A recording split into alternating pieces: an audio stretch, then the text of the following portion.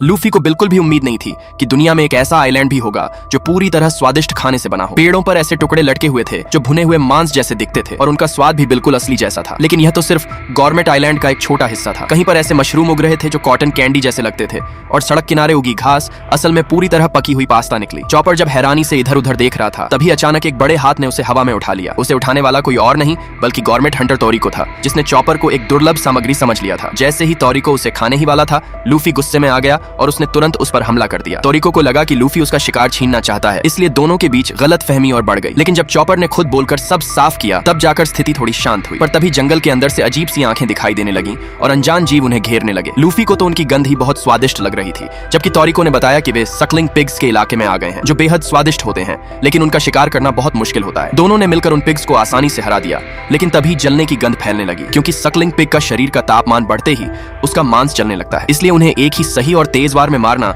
सबसे अच्छा तरीका होता है। इसके बाद तोरिको को लूफी की रबर जैसी शक्तियों में दिलचस्पी हुई। लूफी ने बताया कि उसने गम गम फल खाया है और तोरिको भी उसे चखना चाहता था, लेकिन लूफी ने उसे पहले ही चेतावनी दे दी कि उसका स्वाद बहुत खराब होता है। फिर सबने मिलकर भुने हुए सकलिंग पिग्स का मजा लिया और लूफी और तोरिको के बीच दोस्ती हो गई। उधर संजी ने नामी के लिए खास डिश तैयार की थी, लेकिन लूफी ने वह छीन ली और तोरिको ने भी उसका एक हिस्सा ले लिया। नामी कुछ खाना पैक करना चाहती थी, लेकिन तब तक सब कुछ लूफी और तोरिको खा चुके थे। इसके बाद तोरिको ने एक और खास डिश बताई, हंगरबर्ड। उसने अपनी ताकत से उसे तुरंत पकड़ लिया और सबके लिए खाना तैयार हो गया। रात को सब लोग दावत के बाद आराम कर रहे थे, लेकिन किसी को पता नहीं था कि जंगल में कोई उन्हें देख रहा है। नामी और कोमात्सु, जो लड़ाई में माहिर नहीं थे, उन्हें छिपे हुए राक्षसों ने पकड़ लिया।